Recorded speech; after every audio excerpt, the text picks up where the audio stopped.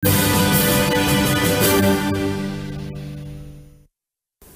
kembali bersama kami di Tokoh Kita, masih bersama dengan Prof. Mahfud MD. Kalau kita bicara tadi mengenai novel Baswedan, orang melihatnya kenapa sih kok susah banget sih mencari tersangkanya, karena katanya CCTV-nya mati bla bla bla. Tapi Prof sendiri mengatakan sebenarnya tidak sulit untuk mengungkap kasus ini. Bagaimana nih Prof nih? Saya mulai dari kesan saya tentang Polri. Oke. Polri kita itu termasuk polisi yang sangat profesional di dunia dikenal. Yeah. Dulu pernah disamakan dengan Scotland Yard ya. Satu polisi khusus atau semacam dinas rahasia, tapi di dalam polisi di Inggris sana yang sangat profesional. Yeah. Gitu. Polisi kita disadarkan dengan itu karena hebat. Coba bayangkan polisi kita itu bisa mengungkap kasus pembunuhan yang mutilasi.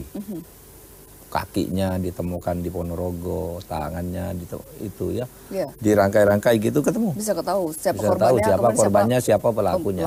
Seperti kasus Rian itu yang membunuh 12 orang itu kan diketahui semua korban-korbannya. Kasus Dimas Kanjeng ya yang membunuh orang sudah 2 tahun, ketahuan juga. Bayi hilang dari rumah sakit, diketemukan orangnya. Seorang pernah keluar lari dari penjara, laki-laki pakai jilbab kan, pakai baju hitam istrinya, jadi dikira pengunjung, hilang 1,5 hari kemudian ketangkap. Saya bilang kalau cuma ngungkap kasus novel Baswedan itu, kalau polisi itu mau, ini dalam pandangannya, kalau mau itu kan tidak sulit. Ya, tidak sulit, apalagi itu di tempat terbuka yang seperti itu gitu. Untuk merekonstruksi itu sesuatu yang gampang, sehingga saya bilang mudah. Saya yakin polisi itu punya kemampuan untuk melakukan itu gitu. Tetapi memang ada beberapa hal yang terkait dengan novel Baswedan itu. Mungkin ini bukan kejahatan biasa, tapi kejahatan yang terkait dengan kejahatan lain, yaitu kasus yang ditangani oleh novel Baswedan. Sehingga kesimpulan pengadilan belum ada sekarang, ya. Tetapi masyarakat sudah boleh sebenarnya punya kesimpulan sendiri-sendiri. Oh, itu ada kaitannya dengan tugas novel Baswedan sebagai penyidik di KPK. Apalagi kemudian novel Baswedan, saya ketemu sendiri waktu novel disiram itu, saya tengok ke rumah sakit.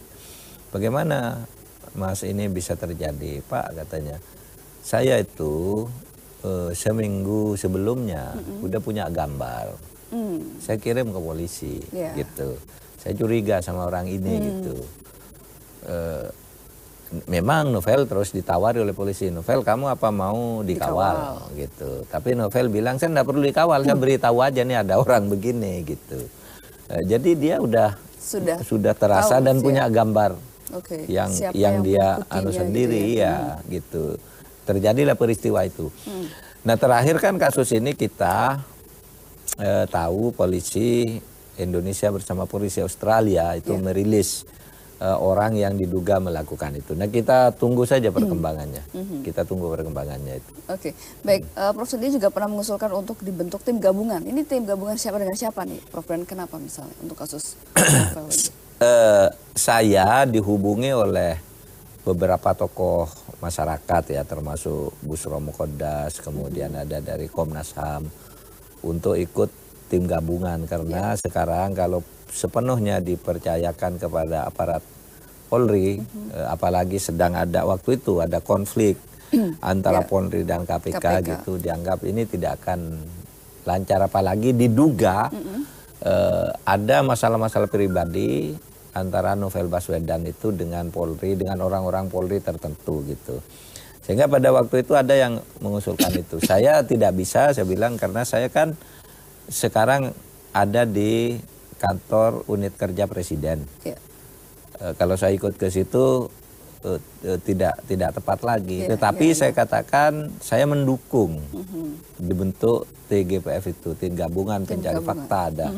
Ada polisi, ada masyarakat sipil, ada KPK gitu ya, dan tokoh-tokoh yang kredibel, independen gitu, untuk menganalisis kasus itu. Karena misalnya orang seperti Pak Busro Mukoddas itu punya analisis-analisis yang bagus berdasarkan rangkaian fakta-fakta yang dia ketahui sebagai mantan ketua KPK gitu. Pernah bercerita dengan saya, jadi alurnya jelas untuk menemukan kemana arah aktor intelektualnya di situ gitu. Tapi juga sampai sekarang enggak ada tim TGPF itu belum dibentuk gitu. Saya setuju tuh kalau dibentuk gitu. Tapi saya tidak bisa ikut di dalamnya, saya bilang. Gitu aja. Gitu aja ya. Oke. Nah, artinya kalau tadi dikatakan juga artinya masyarakat bisa berpikir liar begitu mengenai apa yang terjadi. Nah, ini dampaknya bagaimana untuk kasus ini sendiri? Masyarakat berpikir liar dan menduga-duga sendiri itu biasa saja, boleh saja gitu ya. Tetapi itu akan teratasi dan terselesaikan dengan baik kalau hukum itu ditegakkan dengan benar. Oleh sebab itu sekarang tidak bisa lagi aparat penegak hukum itu main kucing-kucingan dengan masyarakat. Tidak bisa. Coba kalau main kucing-kucingan dengan masyarakat itu kasus Setia Novanto misalnya ya, kasus Setia Novanto.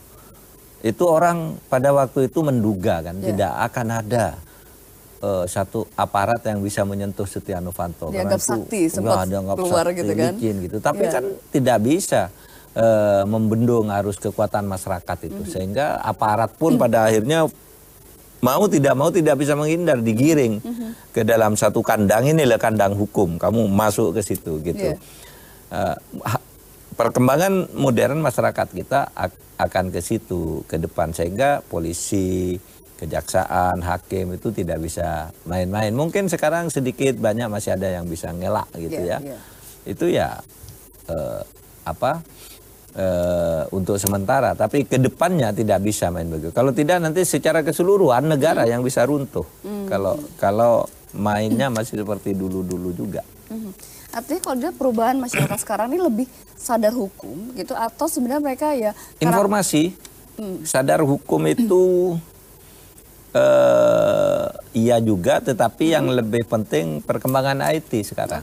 Perkembangan IT. Mereka bisa mendapatkan informasi ya. Iya, mudah mendapatkan informasi dan mengekspresikan informasi, kemudian informasi itu berkelindan secara masif, kemudian tidak bisa dibendung gitu. Makanya dulu kita buat undang-undang ITE kan, undang-undang ITE sebenarnya untuk itu, tapi ada hal-hal positifnya juga kan. Sekarang aparat diawasi juga oleh masyarakat, tidak bisa main-main. Gitu aja. Jadi ada dampak positif dan negatif sebenarnya. Ada dampak positif dan negatif. Oke, baik. Prof, kalau kita bicara mengenai kasus-kasus korupsi politik ini, terutama ya memang politisi gitu ya, kan banyak sekali, mulai dari kepala daerah, anggota DPR, DPD juga begitu ya. Nah, bagaimana nih Prof melihatnya di tahun 2017 ini kan tampaknya banyak sekali yang terungkap gitu ya, keluar. Iya, itu masih akan terjadi lagi. Karena tahun 2018 ini adalah tahun politik ya. 2018 ini pilkada, dilanjutkan 171 daerah, kemudian 2019 pilpres. Nah, itu harus lebih hati-hati lagi proyek-proyek pemerintah itu sekarang. Ya sebenarnya si analisis sudah banyak. Ini kan karena biaya politik terlalu mahal kita ini. Sekarang ini beda dengan tahun 50-an, Mbak Lulu. Kalau tahun 50-an, saya kira sampai tahun 70-an juga masih jalan. Orang menjadi politisi itu karena ketokohannya. Kalau saya baca sejarah politik di Indonesia, orang yang mau jadi pimpinan politik di Indonesia itu karena diminta oleh rakyat sampai nangis-nangis ya. Bapak aja yang mimpin lah. Sekarang yang mau jadi pemimpin yang nangis-nangis minta dipilih. Kalau perlu bayar gitu. Dulu orang dicalonkan DPR itu saling tunjuk loh orang. Bapak aja yang lebih pantas. Enggak, saya enggak sempat, kamu aja cari gitu tokoh yang bagus. Maka dulu hebat-hebat tuh. Yang muncul dari pemilu tahun 55 itu, waduh itu orang hampir ada orang kotor sih pasti ada lah dari 300 orang 1-2. Tetapi secara umum mereka punya idealisme dan betul-betul bertanggung jawab gitu ya. Serve ya, melayani begitu ya. Iya betul, melayani. Sejak zaman Orde Baru politik uang itu tidak ada, tetapi sudah mulai dikonsentrasi oleh penunjukan sepihak oleh Pak Harto. Nggak pakai politik uang. Nah, sekarang sudah reformasi itu liar. Siapa yang punya uang, punya kedekatan dengan tokoh partai, dia yang jadi. Baik, kita akan lanjutkan kembali perbincangan dengan Prof Mahfud usai jeda pariwara. Tetaplah bersama kami.